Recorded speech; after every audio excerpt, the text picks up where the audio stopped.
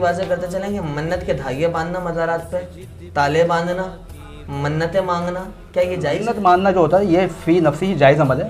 اس کی تو جو نا احادیث میں نظیر موجود ہے کہ لیکن وہ اس طرح کی منتیں نہیں تھی کہ وہ دھاگے باندھے گئے تھے. یعنی اس کو منتیں بعض کا لفظ بھی کہا جاتا ہے. طریقہ یہ ہوتا ہے کہ آپ منت ماننا چاہتے ہیں تو آپ روزے کی مان لیں کہ اگر آپ کو کوئی کام یا کوئی مسئلہ اٹک گیا کہ یہ ہو گیا تو میں روزے رکھوں گا، نماز نفل پڑھوں گا. کیونکہ منت ماننے کی جو شرائط بیان کی گئی ہے اس میں 3 چیزیں ہیں. سب سے پہلی تو یہ کہ جو جس چیز کی منت آپ مان رہے ہیں شریعت نے پہلے سے آپ پہ فرض نہ کیا ہو. یعنی آپ یہ نہیں کر سکتے کہ میرا یہ کام ہو گیا تو میں 5 نمازیں پڑھوں گا، وہ پہلی فرض ہے آپ پہ. دوسری بات یہ ہے، جی ہاں وہ پڑھنی ہے آپ نے. دوسری بات یہ ہے کہ ایسی چیز کی منت نہیں مانگ سکتے جو گناہ کا کام ہو. یعنی اگر یہ کام ہو گیا تو میں شراب پیوں گا، یہ بھی نہیں کر سکتے آپ، وہ گناہ ہے.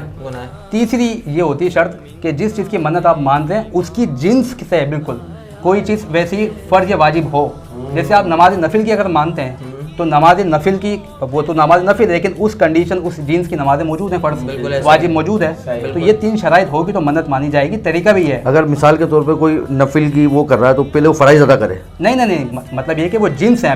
نماز نفل کی شکل میں ہی موجود ہے، نماز فرض کی شکل میں موجود ہے، تو اس جنس کی کوئی چیز فرض واجب ہو آپ پہ اس طرح کی مانی جائے.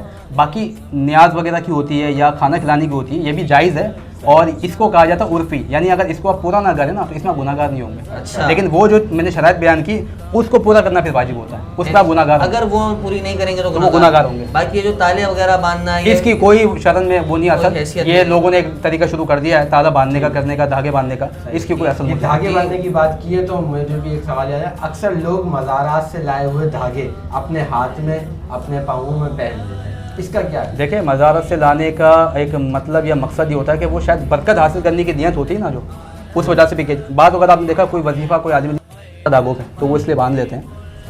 اگر آپ کو میں احتیاطی مسئلہ بتاؤں، احوط جو ہوتا ہے نا بہت زیادہ احتیاط، وہ یہ ہوتی ہے کہ یہ نہ کیا جائے. اچھا طریقہ کار یہ ہوتا ہے کہ آپ ان چیزوں کو اپنی ذات پر عملاً جو ہے نافذ کریں.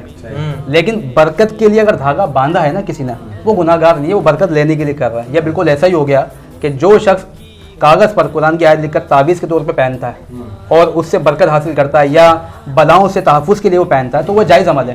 یہ اسی کی مثل ہے. لیکن کوشش، کیونکہ اس پہ کوئی نہ کوئی وظیفہ پڑھ کے پھونکا گیا ہوتا ہے دم کے، اور ہم اس چیز کو ماننے والے بھی ہیں، تو اس کیا کہتے ہیں اعتبار سے تو یہ جائز ہے. لیکن کوشش یہ کی جائے کہ جب آپ کو پتہ ہے کہ جائز عمل سے لوگ متنفر ہو سکتے ہیں تو پھر اس سے احتیاط کی جائے.